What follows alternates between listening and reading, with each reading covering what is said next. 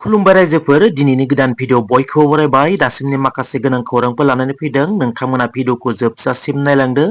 भिडिअखौ मोजां मोनोब्ला अन्नानै मोनसे लाइक खालामदो आरो सानफ्रोमबोनि खौरां लानो थाखाय चेनेलखौ साबस्क्राइब खालामनानै बेल आइकनखौबो अलाव होनानै लादो अब्ला दासिमनि खौरांफोरा फारियै आसामनि गिबि मन्थ्रि डक्टर हिमन्त बिश्व शर्माया सुइजारलेण्डनि राजथावनि जुरिकनि देवसआव जानाय वर्ल्ड इकनमिक फराम 2026 नि एनुवेल मिटिंआव बाहागो लाहैदों जेराव आमेरिकानि राष्ट्रपति डनाल्ड ट्राम्पनिफ्राय लानानै गासै 68 हादोरफोरनि राष्ट्रपतिफोर हेड अफ द नेशंस पृथिबीनि गिदिर गिदिर फालांगिरिफोर आरो ग्लबेल इकनमिक्सजों सोमोन्दो थानाय गासै गिदिर गिदिर सुबुंफोरा बे वर्ल्ड इकनमिक फरामाव बाहागो लायो देग्लायनि बे वर्ल्ड इकनमिक फराम 2026 आव बाहागो लाहैनानै आसामनि गिबि मन्थ्रि डक्टर हिमन्त बिश्व शर्माया गावनि फेसबुक पेजनि गेजेरजों लाइभ फैनानै गोजोननाय फोरमायदों लोगोसे माखासे बाथ्राफोरखौ फोरमायहरदों आसामा माब्लाबाबो वर्ल्ड इकनमिक फरामाव बाहागो लाफेराखैमोन नाथाय बे बाराव सुइजारलेण्डनि देवसआव बाहागो लादों सेथि बारनि थाखाय बे वर्ल्ड इकनमिक फरामाव बाहागो लाहैनानै गोबां मिथियै रोङैफोरखौ सोलोंनो हादों होननानै फोरमायदों गिबि मन्थ्रि डक्टर हिमन्त बिश्व शर्माया आसामनि सोमोन्दै गोबां हादोरफोरनि गेदेमाफोरनो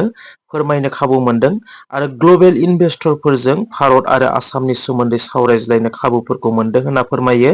डक्टर हिमन्त बिश्व शर्मा बिथाङा आसामनि थाखाय 80-90 रोजा कोटी इनभेस्टमेन्ट खालामनायनि प्रमिसबो मोननो हादों होनना फोरमायो गिबि मन्थ्रि डक्टर हिमन्त बिश्व शर्माया मख'नो गोनांदि सुइजारलेण्डनि देवसआवबो बागुरुम्बानि सोमोन्दै गोबां गेदेमाफोरा मिथिनो लुबैदों आरो गिबि मन्थ्रि डक्टर हिमन्त बिश्व शर्माजों बागुरुम्बानि सोमोन्दै सावरायज्लायनाय जादों आरो गोबां गेदेमाफोरा बाख्नायदों होनना फोरमायदों आसामनि गिबि मन्थ्रि डक्टर हिमन्त बिश्व शर्मा बिथाङा क'क्राझार कारिगावनि जाथाया सिरि निजोम जादोंब्लाबो नाथाय ससियेल मिडियायाव सिरि जानायखौ नुनो मोनाखै मख'नो गोनांदि आथिखालाव जों ससियेल मिडियायाव नुगासिनो दङ सावथाल हारिनि सुबुंफोरा गिख्रंथाव रावफोर बाहायनानै बर'फोरखौ दम होनाय सिगि सुख' खालामनाय बेफोर ससियेल मिडियायाव गोबां गोसारगासिनो दङ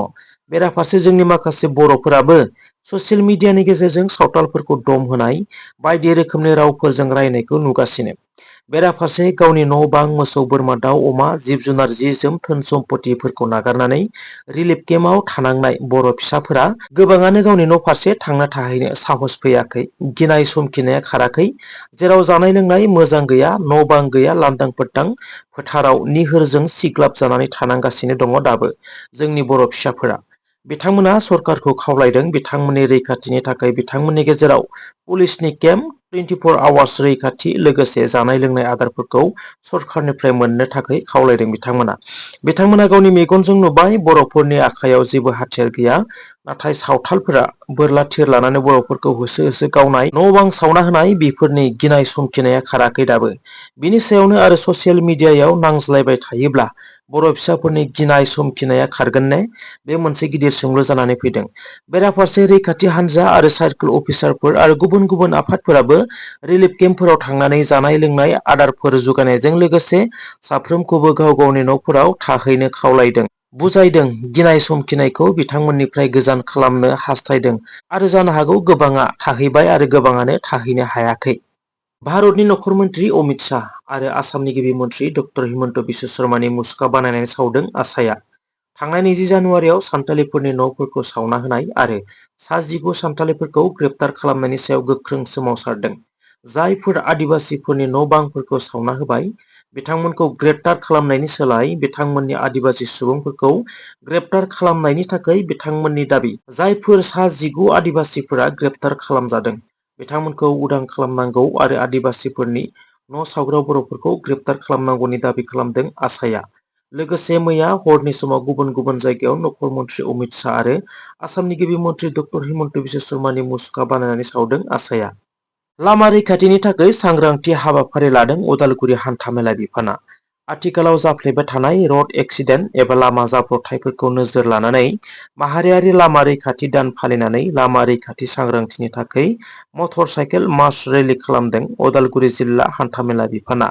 बे हाबाफारियाव केबिनेट मन्त्रि चरण बर' उदालगुरि पुलिस सुपारिनटेन्डेन्ट पद्मनाथ बरुवा उदालगुरि जिल्ला बेंगिरि बिटिसिनि हान्थामेला बिफाननि मावख'गिरि आकाशदीप, उदालगुरि हान्थामेला बिफाननिफ्राय आरो एमबिआइ मनजित दास लोगोसे गोबां बाइक सालायगिरिफोरा बे हाबाफारियाव बाहागो लानायखौ नुनो मोन्दों। भारतआव रेलगारिनि जाब्रबथाय जानाया गोदान बाथ्रा नङा। खनले खनले भारतनि गुबुन गुबुन स्टेट्सफोराव रेलगारिनि गुबुन गुबुन रोखोमै जाब्रबथाय जानायखौ नुबोगासिनो दङ। मैयानि समाव झारखन्डनि देवघर जिल्लायाव नाहुवाडी रेल क्रसिंआव गिख्रंथाव मोनसे जाब्रबथायनि बे भिडिअ'आ ससियेल मिडियायाव गोबां गोसारनायखौ नुनो मोन्दों।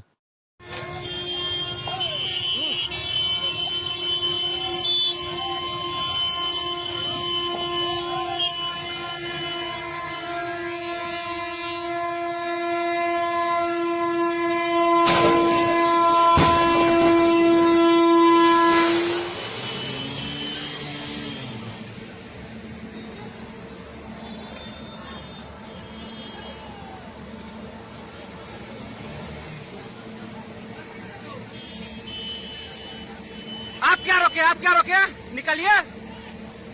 आप क्या खड़ा रोकिए?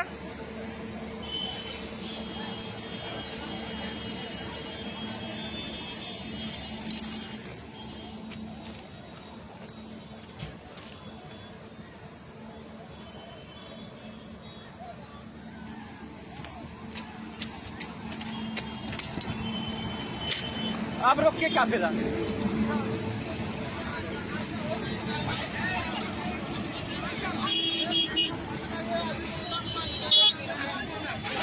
गया ट्रक में मार दिया, ट्रक में।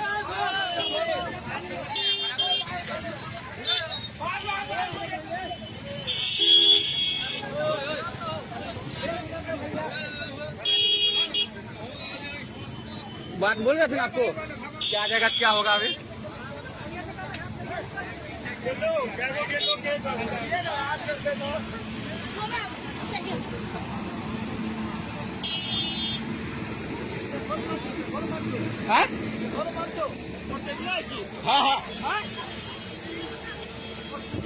हाँ मोटरसाइकिल गया तो 2-3 का मोटरसाइकिल ट्रक। अरे भागेगा करेगा।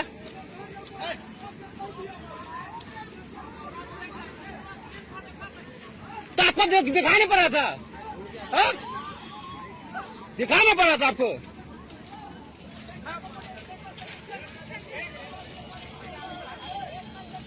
तो निकलिए ना, आप निकलिए, जितना रगड़ना है।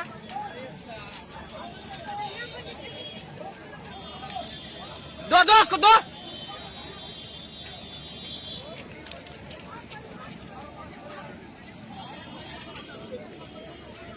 अभी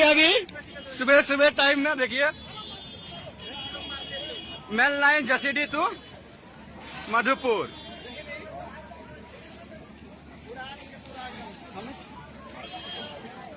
ट्रक उड़ा दिया, शायद पैसेंजर भी गया। क्या लोग आदमी है क्या? एगो था उस जगह भाग गया लगता है छुट्टा।